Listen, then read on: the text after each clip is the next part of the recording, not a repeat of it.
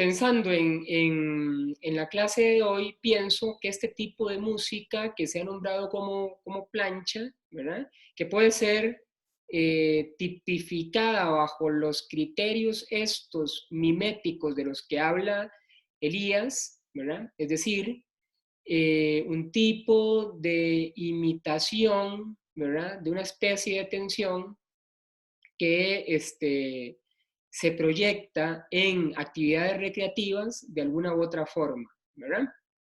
Bueno, creo que esta gente, estos compositores o cantautores, ¿verdad?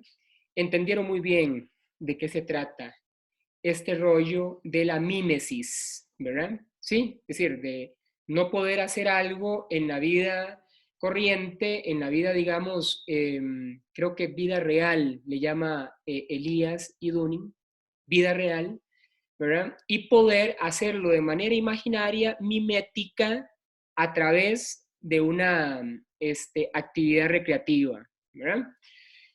Eso me parece, digamos que, muy interesante. Al respecto de ese texto, del segundo capítulo de Deporte y Ocio en el proceso de la civilización, escrito por Dunning y por Elías. ¿Sí? Entonces, me parecen varias cosas interesantes, centrales y rescatables del texto que leímos para hoy. Yo, bueno, pude anotar, pude observar en el texto por lo menos 4 tesis que intentan ¿qué? Defender los autores, ¿verdad? O que intentan, digamos que, discutir los autores, presentar, explorar, explicar, ¿verdad?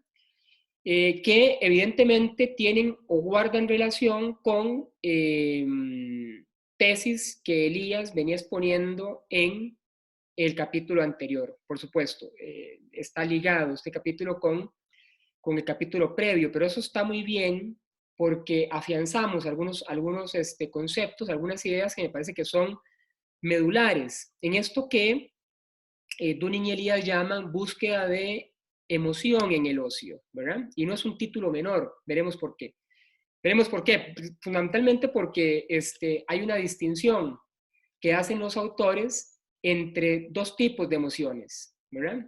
Que lo vamos a ver más adelante también. Bueno, entonces, sin más, la primera tesis, creo yo, que desarrollan o que pretenden desarrollar los autores en el texto, está nomás empezando en la página 83, ¿verdad?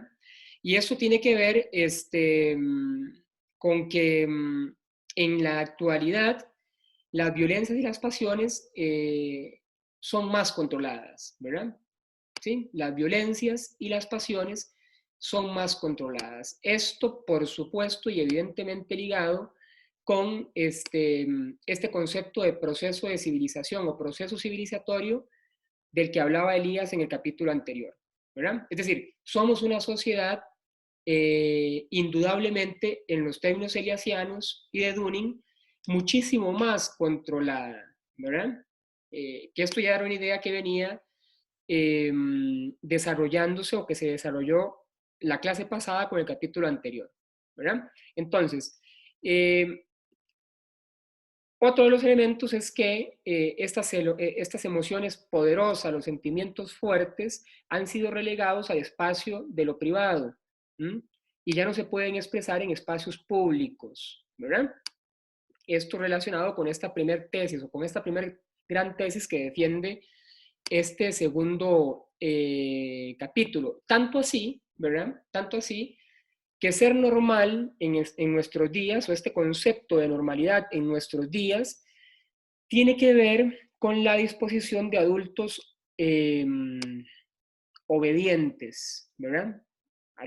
Adultos educados que aprendieron o que hemos aprendido desde muy corta edad a tensar estas emociones, ¿sí?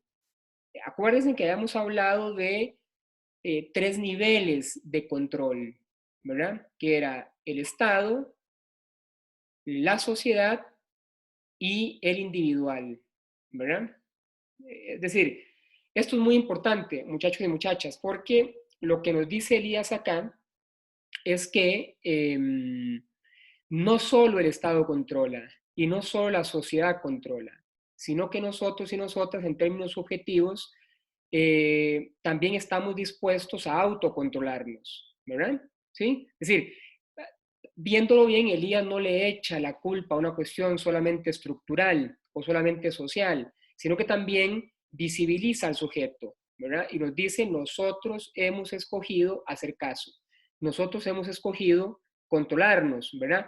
Como para que la sociedad pueda funcionar, ¿verdad? Y esta tesis de Elías es una tesis marcadamente freudiana, lo decíamos la vez pasada. Esta idea es eh, sublimatoria, como decíamos la vez pasada, ¿recuerdan? Si alguien necesita que vuelva sobre este criterio, sobre este concepto de sublimación, lo puedo hacer sin ningún problema para refrescarlo, pero si lo tienen claro, pues continuamos. Nomás me dicen, ¿verdad?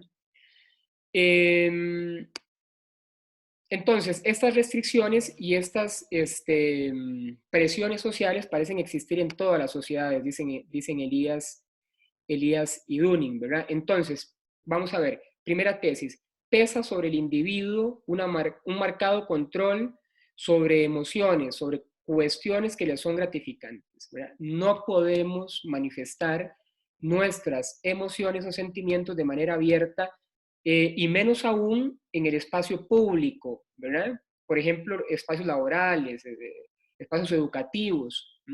Entonces, hemos generado o se ha generado una sociedad marcadamente más controladora y marcadamente, por supuesto, ¿qué? Menos emocional, ¿verdad? Menos emocional. Eso es importante. Otra tesis, una segunda tesis, creo yo que defienden los autores y que también tiene que ver con lo que ya nos han dicho o con lo que nos decía Elías en el capítulo número 1, tiene que ver con este asunto de las actividades miméticas, que como decíamos la vez pasada, son actividades recreativas que buscan imitar las actividades de lo que Elías y Dunning entienden como la vida real. Y aquí es importante preguntarse por qué estos señores hablan de vida real, por qué Elías y Dunning hablan de este concepto de vida real, ¿verdad? Como si este otro escenario no fuera real tampoco, ¿verdad? Como si fuera, y bueno, la respuesta puede ser simple y sencillamente porque este otro espacio mimético es una representación de, ¿m? Es una imaginación de. En realidad pareciera que no se consigue, por supuesto, esta liberación de emociones, ¿verdad? De manera concreta, porque el resultado, una liberación de emociones a lo bruto, como lo dicen los autores, sería desastroso. ¿m? Sería desastroso en términos sociales, ¿verdad? Entonces, bueno, ellos hablan de que esas actividades miméticas lo que hacen es imitar actividades de la vida real. Es la otra cara del control. Sirven entonces para desahogar emociones, fundamentalmente desahogar. Acá como que se pone en cuestionamiento esta idea de liberar emociones, ¿no? Sino más bien sirven para desahogar. Vamos a verlo ahorita más adelante, porque esto creo que es de las cuestiones más interesantes que nos dice, que nos arroja el texto, ¿verdad? Entonces, por supuesto, Elías y Dunning hablan de una dialéctica entre la emoción y el control, ¿verdad? Es decir, y son claros, no es posible entender una sin la otra. No es posible entender una sin la otra, ¿verdad? Hay una dialéctica, hay un juego de opuestos entre la emoción y el control que generan finalmente un resultado, una síntesis específica. Y esta idea, por supuesto, que es una idea retomada de Hegel, ¿no? En esta misma línea, ¿verdad? Se habla del trabajo y del ocio, ¿verdad? Como entes que han sido diferenciados en nuestras sociedades. Parece que, según el criterio de estos dos autores, que tanto trabajo como ocio son cuestiones que se separan dentro de nuestra vida social. El trabajo como una cuestión moral, actividad productiva que tiene un fin en sí mismo, etcétera, ¿verdad? Y el ocio como una forma, dicen los autores en la página 87, una forma de haraganería, complacencia, ¿verdad? Ocupación libremente escogida y no pagada que proporciona placer, que es la antítesis del trabajo, ¿verdad? Ellos demuestran, ¿verdad? A partir de la discusión que hacen en el transcurso, en el desarrollo del texto, que esta distinción no es tan clara, ¿verdad? Esta distinción no es tan clara. Y no es tan clara porque, vamos a ver, no todo tiempo libre es ocioso. A veces en el trabajo o en el tiempo libre se trabaja, ¿verdad? A veces, esta idea es importante, la vamos a seguir retomando. A veces en el tiempo libre se trabaja, ¿verdad? Entonces, hay una inadecuada distinción entre ocio, que es la parte liberal, digamos, y el trabajo, que es la parte recreativa, ¿verdad? Porque no todo el tiempo libre es dedicado a actividades recreativas, ¿verdad? ¿Sí? Creo que aquí es importante establecer esta singularidad, ¿verdad? Porque, claro, vivimos en una sociedad en la que se nos establece claramente la distinción entre trabajo, tiempo libre, ocio, ¿verdad? Sin embargo, bajo los criterios eliasianos y de Dunning, pareciera no haber, o sea, pareciera que esta distinción es inadecuada en virtud de que son dimensiones que eventualmente se cruzan, se solapan, ¿verdad? Y, como dicen ellos, gran parte del tiempo libre de las personas es utilizado para trabajar, ¿verdad? Sí, para trabajar. Luis, ¿querés decir algo? Sí, es que dice Raúl que se quedó sin internet y que está en la sala de espera. Uy, ya lo vi. Sí, sí, sí. Ya. Perfecto. Gracias, Luis. Creo que ya estamos. Entonces, bajo este escenario, los acontecimientos recreativos, dicen Elías y Dunning, y en particular los miméticos, sirven para que el individuo exprese emociones, ¿verdad? Que evidentemente no pueden expresar en otros momentos o espacios serios de la vida. Esto sin poner en peligro el ordenamiento de la vida social, ¿verdad? Es decir, el ocio mimético, el ocio mimético pareciera ser sí diferente al trabajo, ¿verdad? El ocio mimético pareciera ser sí diferente al trabajo. Vamos a ver cómo desarrollan ellos estas ideas interesantísimas. Hay una parte del texto que me parece interesantísima en la que los autores hablan de que las sociedades actuales son sociedades insípidas. No sé si recuerdan esta parte, poco emocionantes, ¿verdad? ¿Sí?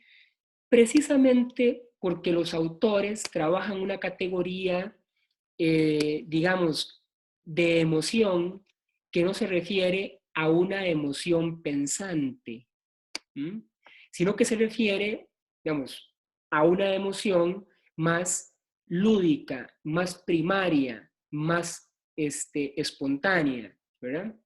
Sería una emoción pensante versus una emoción lúdica, más primaria, más espontánea. Ellos, digamos, el lugar donde se posicionan es en ese tipo de emoción más primaria, más espontánea, más lúdica. ¿Sí? Un tipo de emoción que se expresa en un tipo de ocio mimético. Que sí, entonces puede representar puede imitar de alguna u otra forma esta violencia o esta tensión que no se puede dirimir en la vida cotidiana o lo que ellos llaman la vida real. ¿Mm? ¿Se entiende esto? Esto, vamos a ver, esto es clave. Eso es clave porque para los autores, ellos hacen toda una clasificación de las cosas que se hacen en el tiempo libre, ¿vieron? Y como dinámicas de ocio, ¿verdad? Pero pareciera que para ellos no vale, o al menos no es la ruta que ellos deciden seguir, esta ruta del ocio o de la emoción pensante, del ocio pensante, en donde ustedes proyectan todavía mucho del pensamiento, mucha de la reflexión en estos tiempos de ocio. No, es un asunto más original, más espontáneo, más primario, ¿sí? Más primario, ¿verdad? Que es a lo que ellos le llaman ocio mimético. ¿Se entiende la idea? Espero que sí. Si no me preguntan y volvemos sobre esto. Entonces, el problema que vemos acá, con esta emoción lúdica, con esta emoción primaria, con esta emoción espontánea, es que manifestada en su estado bruto, conlleva una serie de peligros. ¿Mm? Conlleva una serie de peligros de desbocamiento de la sociedad, de descontrol de la sociedad. ¿Sí? Es decir, esta energía, esta emoción lúdica primaria de la que hablan Elías y Dunning no puede ser manifestada de forma de forma bruta, de forma manifiesta en la sociedad. ¿Mm? Tiene que ser controlada, tiene que ser restringida, tiene que ser lo que llamaba Freud coartada, coartada en su fin, ¿verdad? Entonces, esto tiene que ver evidentemente con algunas tesis freudianas que son muy interesantes, ¿verdad? Como lo hablábamos la semana pasada.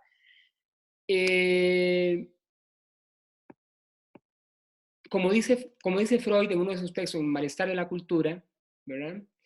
Una de las emociones, estas primarias, ¿verdad? Fuertes, lúdicas, tienen que ver con el amor. Tienen que ver con el amor. Es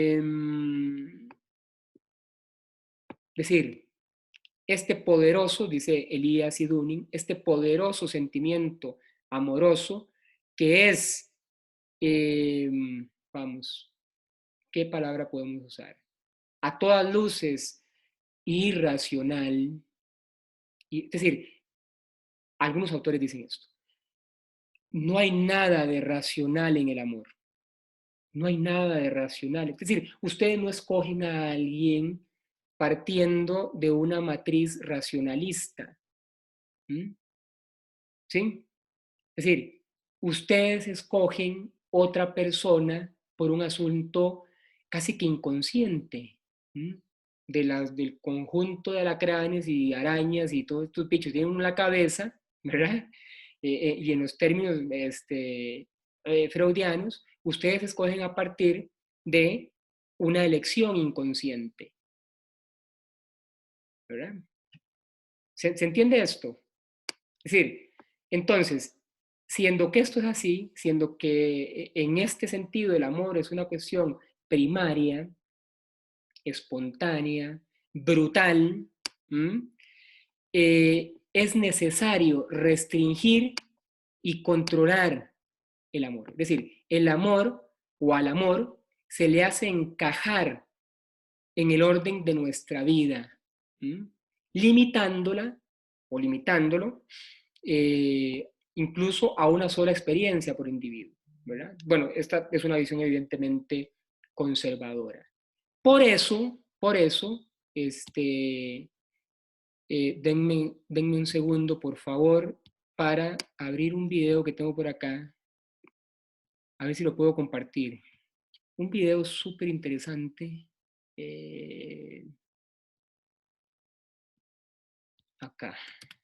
A ver si se puede. Then how do things emerge? Bueno, momentico, quédese aquí. Y voy a compartir la pantalla para que ustedes puedan ver este videito. Vamos a ver. Ajá, está bueno este.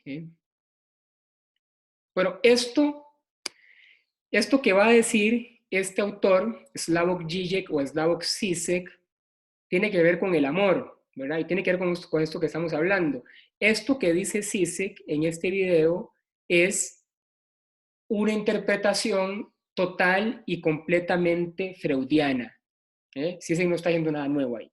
Eso es Freud hablando, ¿ya? Vamos a ver. Y aquí estoy con esta carajada.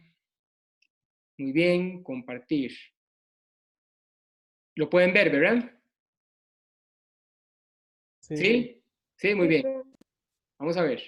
What would be my, how should I call it? Sí. What would be my, how should I call it, spontaneous attitude towards the universe? It's a very dark one. The first thesis would have been a kind of total vanity. There is nothing, basically. I mean it quite literally. Like, ultimately, there are just some fragments, some vanishing things. If you look at the universe, it's one big void. But then how do things emerge? Here, I feel a kind of spontaneous affinity with quantum physics, where, the idea there is that universe is a void, but a kind of a positively charged void. And then particular things appear when the balance of the void is disturbed. And I like this idea spontaneously very much, that the fact that it's not just nothing, things are out there. It means something went terribly wrong. That what we call creation is a kind of a cosmic imbalance, cosmic catastrophe, that things exist by mistake. And I'm even ready to go to the end and to claim that the only way to counteract is to assume the mistake and go to the end. And we have a name for this. It's called love. Isn't love precisely this kind of a cosmic imbalance? I was always disgusted with this notion of I love the world, universal love. I don't like the world. I don't know how I'm somewhere in between. I hate the world or I'm indifferent towards it. But the whole of reality, it's just it. It's stupid. It is out there. I don't care about it. Love for me is an extremely violent act. Love is not I love you all. Love means I pick out something and it's again this structure of imbalance. Even if this something is just a small detail, a fragile individual person, I say I love you more than anything else. In this quite formal sense, love is evil. Ok. Uy, madre, aquí hay dos personas más. O sea, para Žižek y para Freud, el amor es maldad, ¿verdad? Esto es, y vamos a pasar a revisar esto un poquito.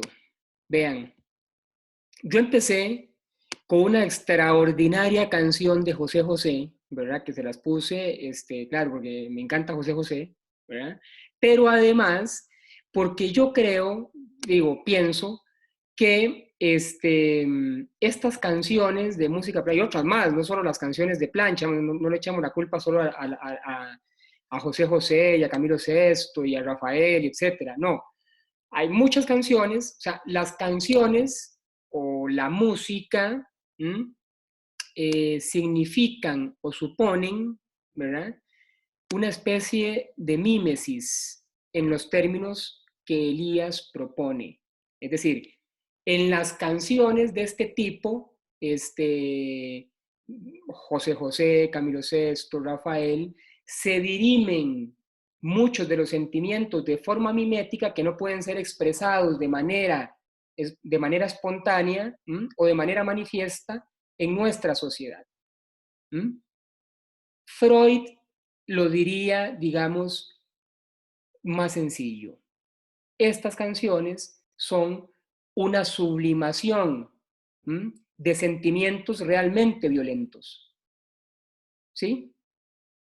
José, ¿se acuerdan estos memes que han aparecido por ahí que dice, bueno, mira, Descartes, no podemos decir eso así, tenés que arreglarlo, ¿verdad? Bueno, mira, Hobbes, no podemos decir esto, ¿verdad? Entonces Hobbes pone, el hombre es el lobo, el homo homini lupus, ¿verdad? El hombre es el lobo del hombre. Para decirlo bonito, ¿verdad? Esta idea de que los seres humanos se quieren despedazar entre sí, ¿verdad? Hobbes establece, digamos, una figura muchísimo más iluminada, ¿verdad? Que el simple esbozo narrativa popular de una idea. ¿Han visto estas ideas en memes, verdad? Bueno, lo que creo que sucede ahí y lo que creo que sucede en ese tipo de canciones es, en los términos eliasianos, una mímesis, ¿verdad? De cosas que finalmente uno no puede hacer en la vida real, que se dirimen en una canción. Es decir, la canción sustituye la enorme violencia, y que son canciones violentas, hermano, también, ¿verdad? Entonces se ponen a escuchar una canción de estas, ¿verdad? Hay una canción que se llama, no sé si la han escuchado ustedes, Bodas Negras, de Julio Jaramillo. Nunca han escuchado esa pieza, ustedes, bueno, qué sé yo. Escuchen esa canción, mae, porque es impresionante. Estamos hablando de los boleros que escuchaban los tatas de uno, bueno, sus abuelos, ¿verdad? Mae, son canciones arregladas como si no sostuvieran un elemento de violencia de fondo, ¿verdad? Sí, porque precisamente lo que hacen es mimetizar. Mimetizar o imitar es, en estos términos, hacer más suave el asunto violento, es hacer más suave, alivianar la violencia que supone el haber pensado en una figura retórica, en una figura metafórica como la que piensan estos maes. Entonces, en los términos de Elías, en los términos de Dunning, estas canciones imitan esa violencia, esa tensión que no puede dirimirse en la vida real. Y en los términos de Freud, estas canciones subliman, es decir, significan un escenario iluminado de una violencia instintiva que tenemos los seres humanos, que es dirimida mediante la cultura. José, mira, no podemos decir que hay que matar a las mujeres por una traición, etcétera, etcétera. Entonces, lo hacemos en modo de verso, en una canción que todo el mundo canta, sin parecieran percatarse de la violencia que contiene esa canción, ¿verdad? Son súper, bueno, pero bueno, no solo José, mira, la música salsa, el merengue, muy sexualizadas y muy cosificadas, ¿verdad? Y otros géneros musicales de los que ustedes ya, bueno, pueden imaginarse, ¿verdad? Entonces, en ese sentido, es interesante escuchar esta versión de Zizek, ¿verdad? Cuando dice que el amor es maldad, ¿verdad? Es maldad, claro, es maldad porque el amor lo que supone, vamos a ver, esta idea del amor muy conservador, ¿de acuerdo? De Zizek, de Freud y por supuesto que el amor que menciona Elías y Dunning en el texto, ¿verdad? Por supuesto. Esta idea del amor conservador es identificarse o concentrarse en uno solo, ¿sí? En una sola, en una persona nada más.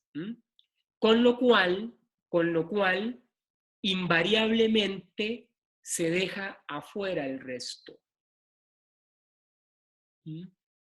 ¿Se entiende? Es decir,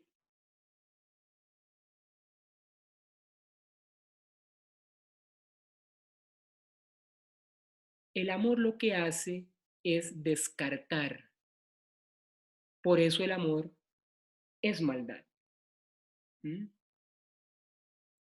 Y porque en los términos de Freud, el amor que no discrimina, el amor discrimina.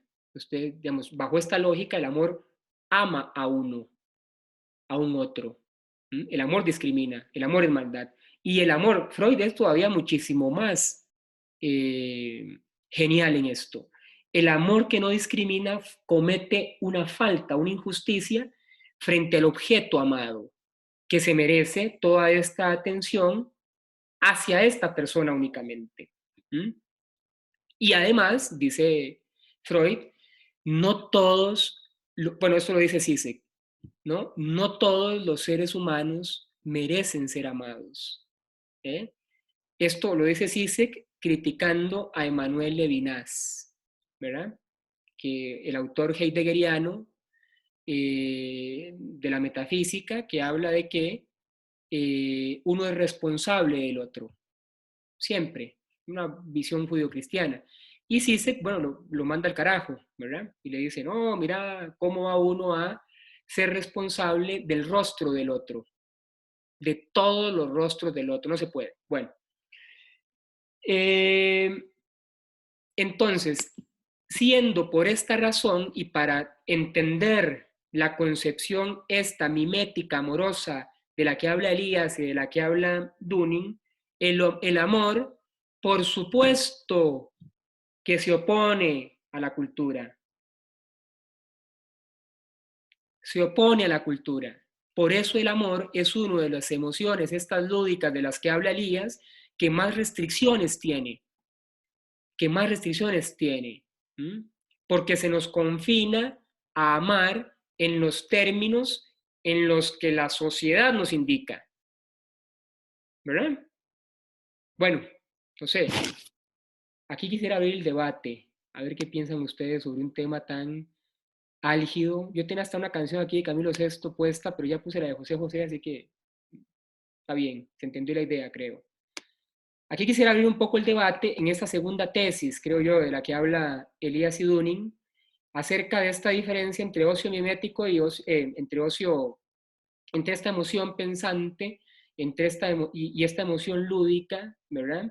Que en la que ellos se centran evidentemente es en esta emoción lúdica, en esta emoción originaria y primaria que no puede ser manifestada ni representada en términos concretos, manifiestos en la sociedad, porque su sola potencia bruta hace que la sociedad se desintegre, ¿verdad? O sea, es decir, ustedes pueden divertirse bajo los criterios que la sociedad y ustedes mismos establecen, ¿verdad? Esto es fundamental en el deporte.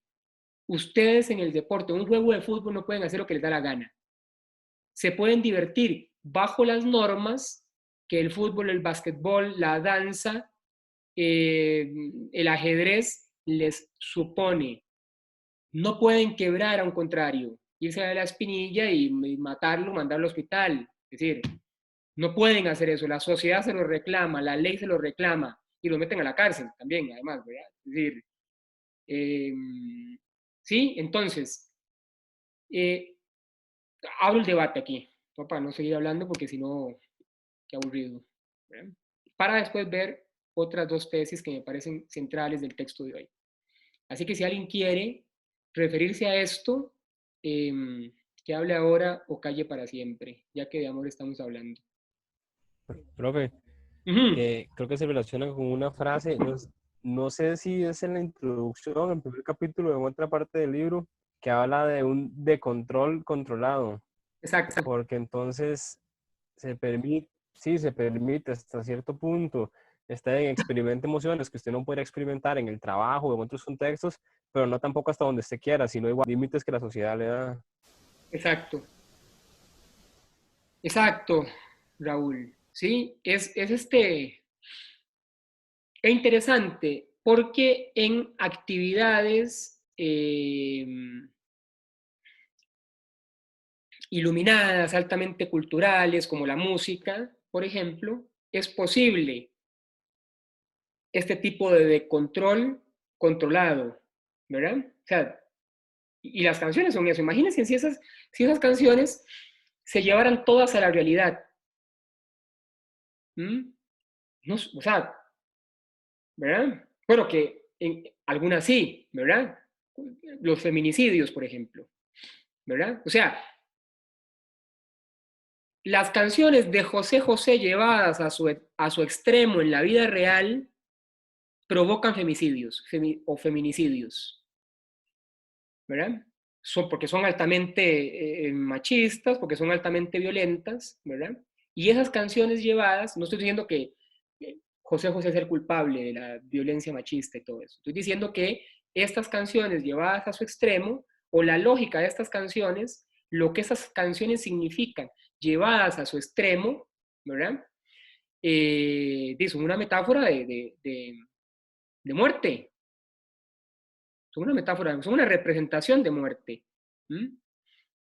Entonces, lo que uno se pregunta ahí es, o lo que uno debiera preguntarse ahí, es de dónde vienen esas canciones, ¿verdad? Esta cuestión del sufrimiento, como las canciones de Marco Antonio Solís, hermano. Estas canciones son desgarradoras, sufridas, de un maje que vive en una cabanga eterna, ¿ah?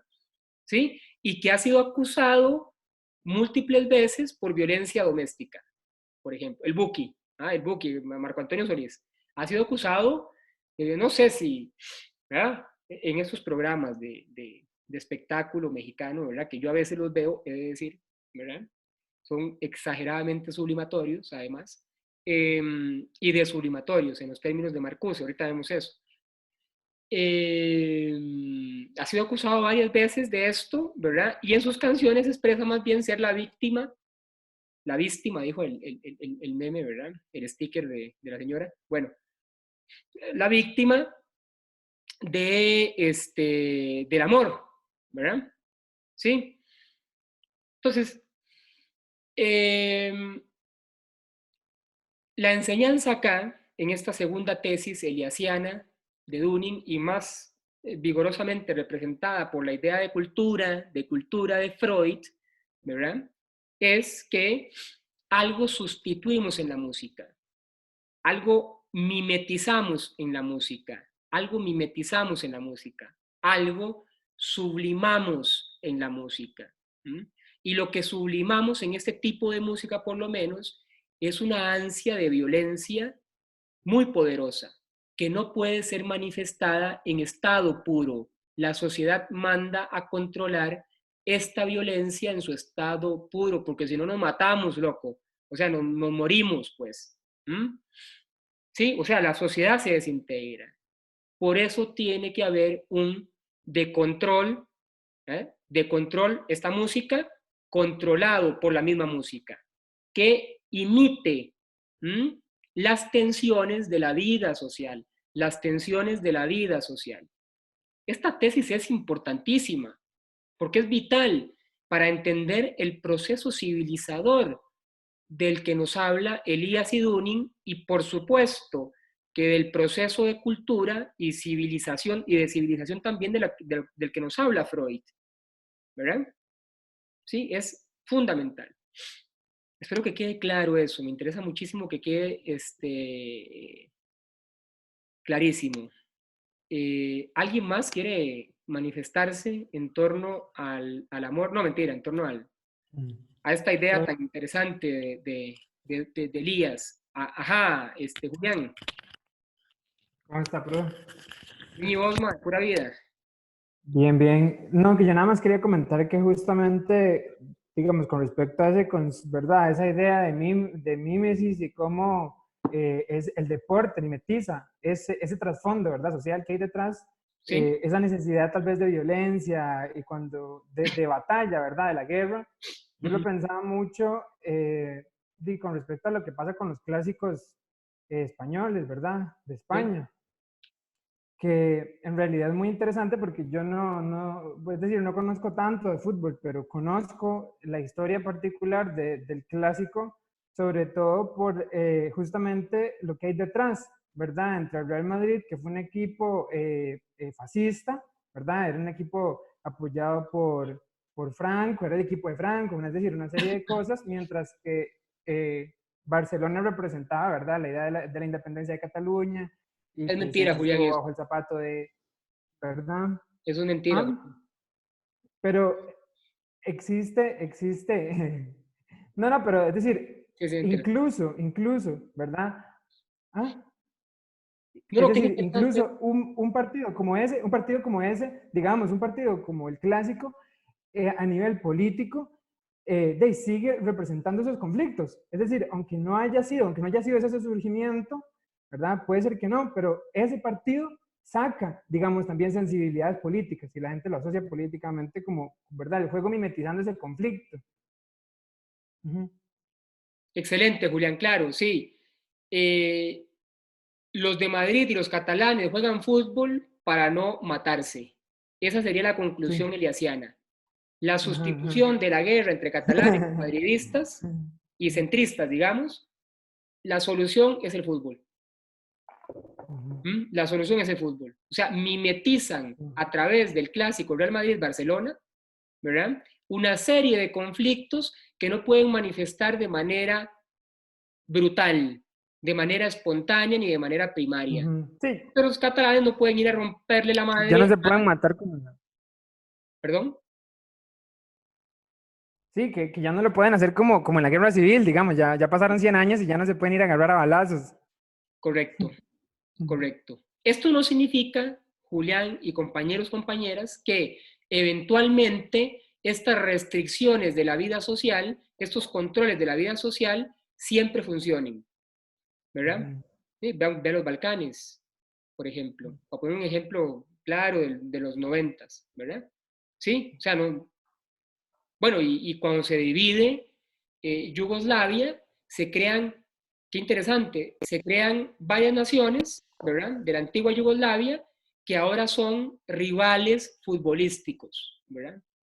Rivales, pero rivales a muerte futbolísticos, ¿verdad? Como lo son, qué sé yo, eh, los argentinos y los brasileños, que dirimen sus conflictos, muchos de sus conflictos en el fútbol, ¿verdad? Y varias otras naciones europeas que han habido, bueno, salvadoreños, hondureños y guatemaltecos, ¿verdad?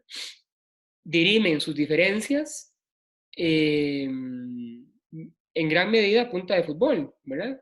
Pero esto no imposibilitó que en los 80 hubiese guerra ahí también, ¿verdad? O sea, la sociedad establece controles, nosotros establecemos controles, el Estado establece controles, pero a veces no son suficientes. Y esto lo dice Elías. Y le llama en la última página del texto de la semana anterior movimientos descivilizatorios, ¿verdad? Que por cierto, Lloyd Wacan, un excelente autor que ustedes conocen, no, en este no, ¿qué se me hizo? Aquí está, trabaja ese concepto de civilización y de descivilización en este libro, Las dos caras de un gueto, ¿verdad? Ensayo sobre marginalización y penalización. Un excelente texto en donde Lloyd Wacan retoma el concepto de civilización y de descivilización de Elías, nada más y nada menos, ¿verdad? Y lo desarrolla y dice, bueno, sí, hay grupos que son o que son considerados descivilizados en estos términos eliasianos, para no cometer un error, digamos, ahí, una equivocación grosera a nivel sociocéntrico, ¿verdad? Por eso es que es importante desarrollar esos conceptos, porque ustedes escuchan civilización y dicen, pero esta vara es de hace 100 años, de hace 150 años, o de civilización, y pareciera ser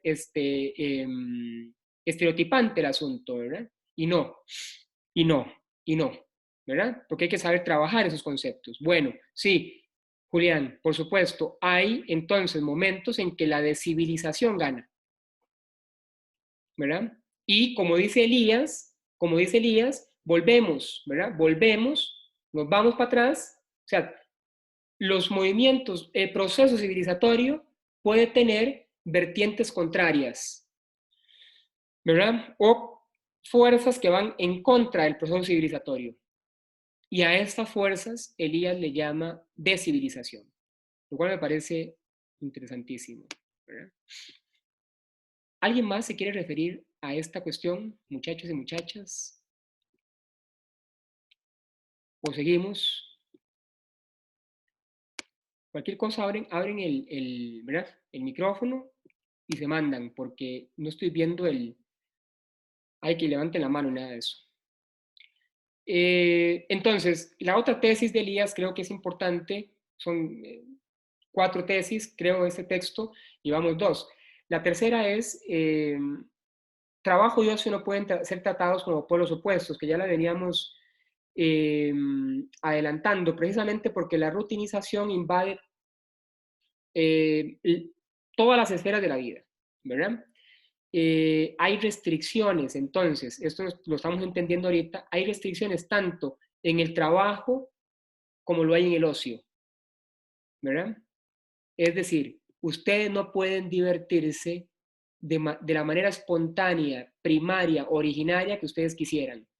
Es decir, ustedes no pueden darle rienda suelta a la pulsión esta que les invade a ustedes y que les dice goza abiertamente, ¿no? La sociedad les dice, sí, goza, pero bajo nuestros criterios, ¿sí? Esto por la distinción que se hacía o se ha hecho siempre entre trabajo y ocio, que son cosas distintas o se han considerado como cosas distintas. Bueno, parece que no. En estos términos, parece que no hay tal cosa, ¿verdad? Y claro, entonces, este gozar en los términos que la estructura, que el Estado, que la sociedad, que uno mismo estipula bajo una concepción de control, produce sí, entonces que nos emocionemos bajo ciertos criterios, ¿verdad? Que son controlados, que son restringidos. Esto provoca insatisfacciones psíquicas, diría Freud. Insatisfacción. El sujeto neurótico, entonces, es por excelencia el sujeto que renuncia. Está renunciando a esta fuerza pulsional, a esta energía pulsional que le haría ser verdaderamente feliz. Es decir, el sujeto neurótico, el sujeto civilizado eliasiano, al renunciar a esta satisfacción inconsciente de sus pulsiones, está renunciando a la felicidad. Ergo, el sujeto neurótico es un sujeto infeliz. Y por supuesto que es una visión pesimista. ¿Qué quieren que les diga? Es horrible esto. Les estoy diciendo, maes, ustedes no pueden ser felices, bajo sus criterios, ¿verdad? Ustedes pueden experimentar pequeñas dosis de satisfacción en sus vidas. Eso sí, diría Elías y diría Freud. Ustedes pueden experimentar pequeñas satisfacciones que los hace creerse seres felices en algunos momentos específicos de su vida. Ustedes no pueden ser felices totalmente. Pero dice Freud, no por eso hay que dejar de buscar la felicidad. Eso lo dice Freud, no le dice un panfleto tutti frutti estos de superación personal de Paulo Coelho. No. Lo dice Freud, ¿verdad? Lo dice Freud, porque lo que yo me imagino es que a Freud eso le sonó demasiado devastador, ¿verdad? El ser humano es el hombre, decía Freud en los años 15, ¿no? Hace 100 años. El hombre es por antonomasia infeliz, por naturaleza infeliz, porque ha renunciado a la satisfacción de sus instintos para producir cultura, para producir civilización. Ha sustituido los elementos iluminantes, estos música, religión, política, deporte, baile, etcétera, que la ópera, ¿no? Ha sustituido estos elementos por lo que le haría realmente feliz, que es, sé yo, un bacanal orgiástico diario, cotidiano, ¿verdad? Sin restricciones, sin limitaciones, ¿verdad? Por lo cual es interesante porque vean ustedes que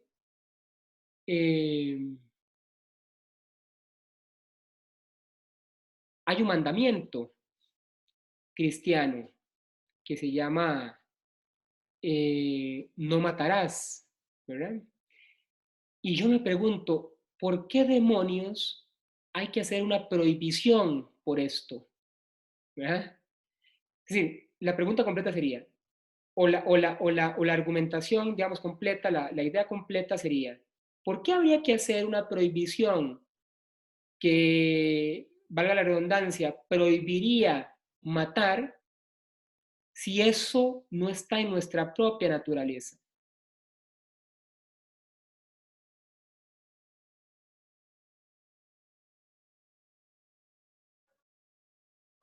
Creo que Es nuestra... es una posibilidad, Ujú. es una posibilidad. Es decir, todo ser humano tiene la capacidad de matar y puede llegar a tener un impulso de hacerlo. Es decir, es parte de literalmente es parte de la naturaleza.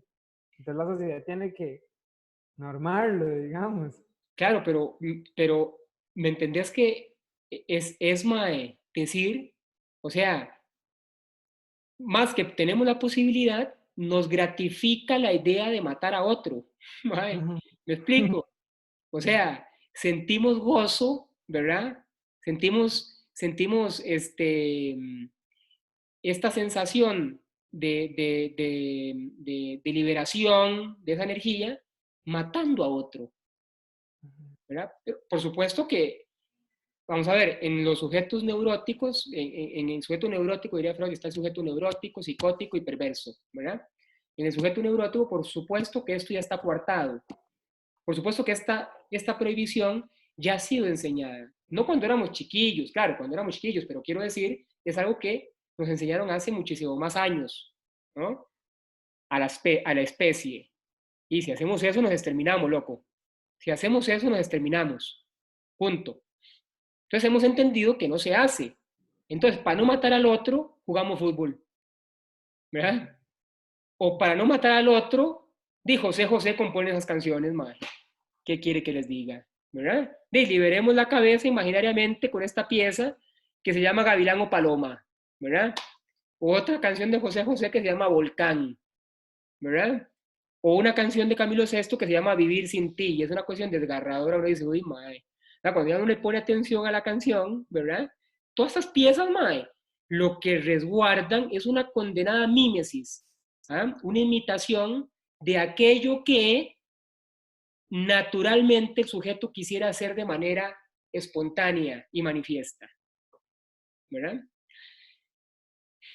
Y claro, es una visión pesimista de la historia y de la cultura, ¿verdad? Pero estos dos autores, Elias Dunning y Freud, nos ayudan a entender la violencia entonces y nos ayudan a entender bajo estos criterios que no pueden haber este tipo de la que habla la prensa, ¿verdad? De violencias autogestionadas o de violencias que emergen de manera, ¿cómo se llama? De manera inexplicable, ¿m? De manera irracional en algunos sujetos específicos de la sociedad. Entendemos que el rollo de la violencia es un poquito más complejo, ¿verdad? Es un poquito más complejo. Por eso, es que estos sujetos son unos violentos. De ahí, ma, eso es como tirar piedras al techo de uno y el techo de uno es de vidrio, ¿verdad? Sí, porque hay algo en esto, bajo esos criterios de violencia, pero no solo bajo esos criterios de violencia, Eric Fromm es otro, Marcuse habla de lo mismo, digamos, son muchos que hablan de una violencia que es propia del ser humano, y si es propia del ser humano, tiene que ser propia de la sociedad. Es decir, en corto, es imposible la sociedad sin violencia. Ya. Es imposible el proceso civilizatorio sin violencia. No se puede. No se puede. ¿Ah? Entonces ahí exorcizamos algunos demonios que nos hablan de sujetos específicos violentos, ¿verdad? Los científicos sociales y las científicas sociales que han leído ese tipo de argumentaciones sobre la violencia no creemos en esos criterios tan sencillos y fáciles de la violencia, ¿verdad? Aprendemos a que hay algo más complejo que eso y que merece ser explicado. Esto no quiere decir que ya con esto explicamos todas las violencias que suceden en todos los escenarios sociales que uno quiere estudiar. No. Quiero decir que podemos empezar a vislumbrar desde ahí esos movimientos violentos o estas prácticas violentas. Y por supuesto, esto nos lo enseña la antropología y la etnografía. La violencia se estudia in situ. Punto.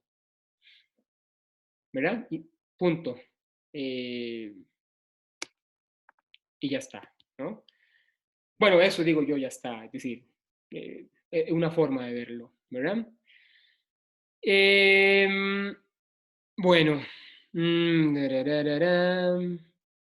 La última tesis de Elias y Dunning. Dice la última y la cuarta tesis. Dice, las actividades recreativas entonces no buscan liberar tensión, sino lo que buscan es generar, producir y desahogar tensión. Es decir, mucho se ha dicho o se dice que uno hace deporte para liberar tensiones.